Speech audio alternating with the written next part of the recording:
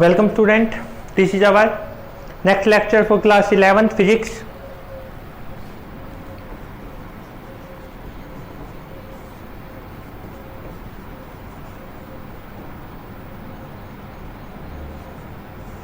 इससे पहले वाले लेक्चर में हमने फ्रिक्शन के बारे में बात की थी भाई।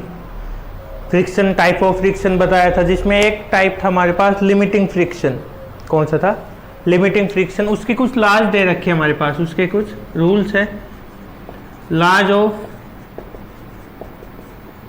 Limiting friction.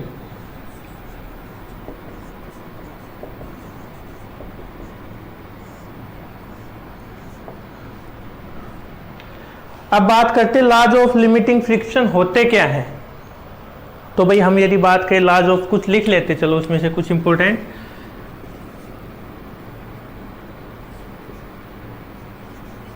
Force of limiting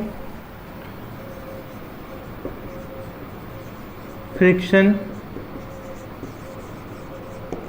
is directly proportional to the normal reaction of the surface.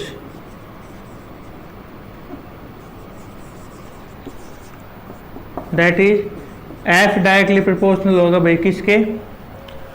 R के। जो फोर्स हमारे पास वो डायरेक्टली प्रोपोर्शनल है R के।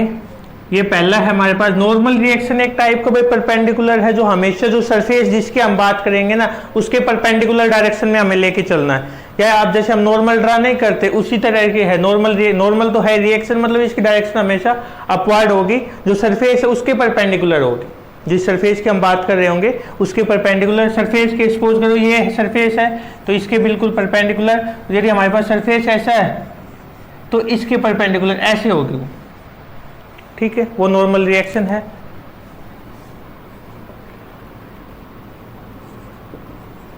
Limiting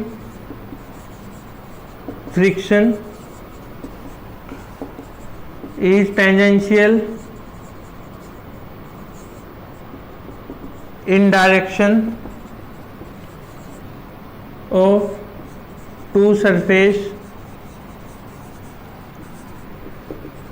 in contact. सेकंड हमारे पास तीन ही लिख लेते हैं। Limiting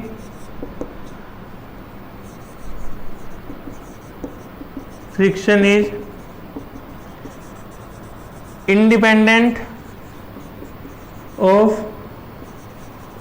area in contact। ये दो तीन है, एक आदि कोई और आती है तो मैं आपको लिखवा दूंगा वो बीच में। इसमें भाई हमने बेसिकली क्या बताया है कि जो एक फोर्स होगा हमारे पास वो नॉर्मल रिएक्शन के डायरेक्टली प्रोपोर्शनल होगा। यदि हम डायरेक्शन बात करेंगे लिमिटिंग फ्रिक्शन की तो टेंजेंशियल होगा। यदि दो सरफेस इस तरीके से, दो सरफेस इनके टेंजेंशियल होगी। चलो एक और लिख लो।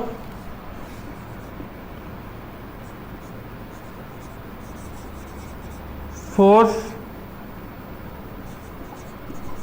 of limiting friction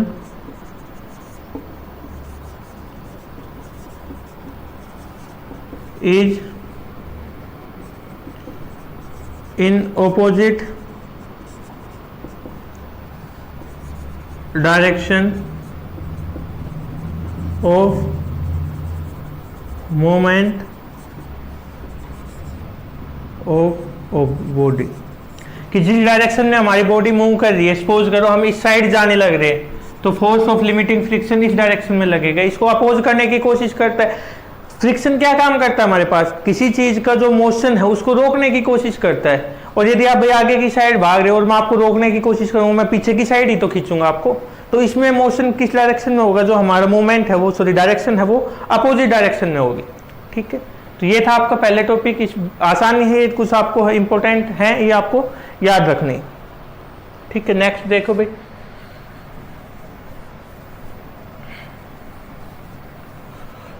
अब हम बात करते हैं, रब कर ही देते पहले इसको एक सेकंड में।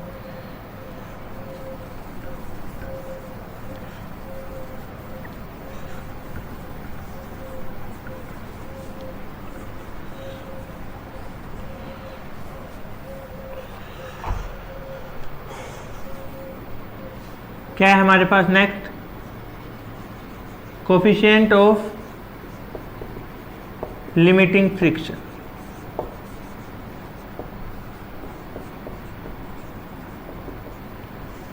कोफिशिएंट किसका है, शॉर्ट फॉर्म में लिखा है भाई, लिमिटिंग फ्रिक्शन के कोफिशिएंट की हम बात कर रहे हैं।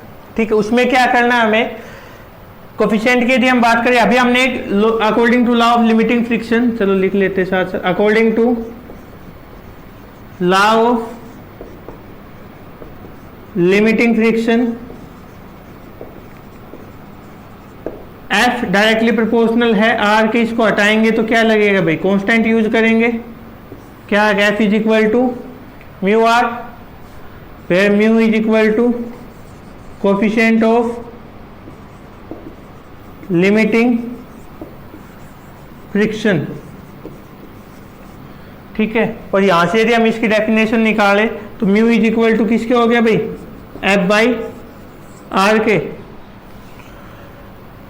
Hence coefficient of limiting friction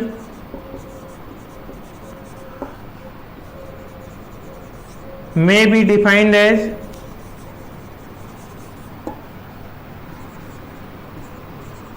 ratio of force of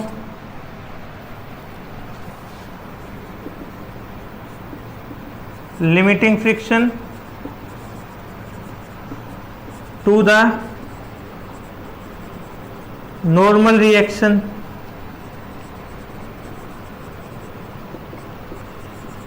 of the surface. कि जो नॉर्मल रिएक्शन है और जो फोर्स, उन दोनों का जो रेशियो होगा उसको भी हम क्या बोल सकते हैं भाई, coefficient of limiting friction.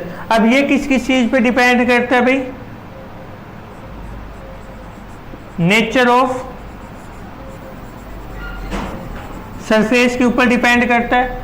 Nature of surface पे डिपेंड करने का मतलब क्या हुआ हमारे पास, नेचर ऑफ सरफेस मतलब वो ड्राई है, वेट है, स्मूथ है या फिर रफ है, इस तरीके पे भी वो डिपेंड करता है। इसके अलावा यदि हम बात करें सेकंड, वो मटेरियल पे भी डिपेंड करता है, मटेरियल ऑफ सरफेस, की जो हमारा सरफेस है वो किस मटेरियल का बना हुआ है, इस चीज पे भी हमारा कोफिशिएंट है वो डिपेंड करता है। ठीक है, बिल्कुल आसान है, ये आपको पता ही है, F डायरेक्टली प्रोपोर्शनल होगा R के, हमने लॉ में पढ़ा था। F इज इक्वल टू किसके हो जाएगा, म्यू आर, और म्यू किसके इक्वल हो जाएगा, F बाई आर। आ गया हमारे पास। अब यदि कोफिशिएंट ऑफ लिमिटिंग फ्रिक्शन बात करें तो इसमें हम रेशियो यहाँ से भी फाइंड आउट करते हैं, F बाई आर का जो रेशियो है वो वैल्यू हो गया हमारे पास। नेचर के ऊपर बात करेंगे तो ड्राई है, वेट है, किस तरीके का दिया हुआ है, और मटेरियल की किस चीज़ का वो बना हुआ है, इस चीज़ पे हमारा कोफिशिएंट डिपेंड करता है। ठीक है, नेक्स्ट देखो,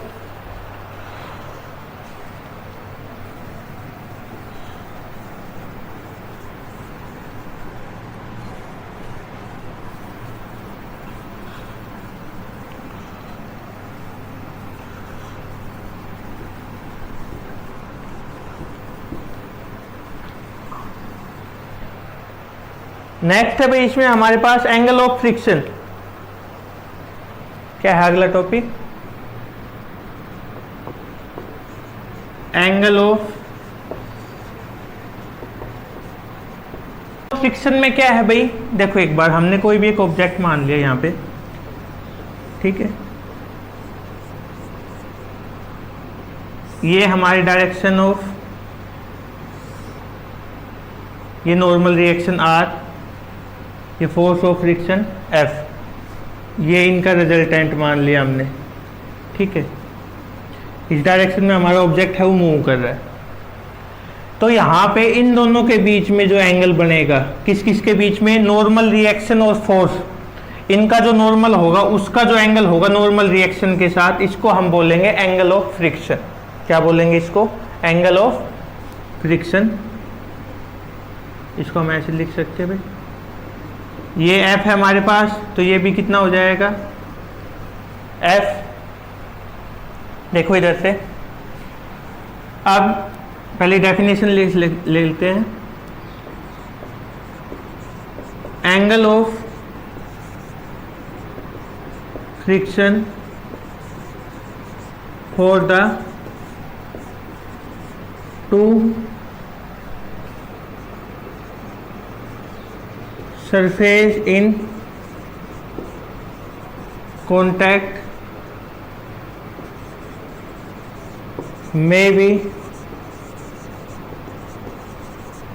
defined as the angle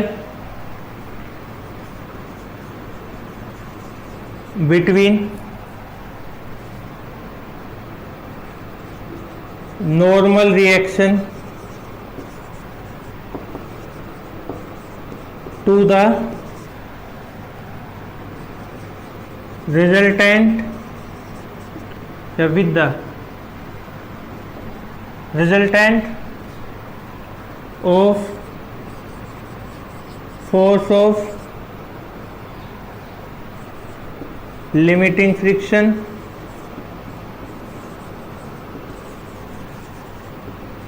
and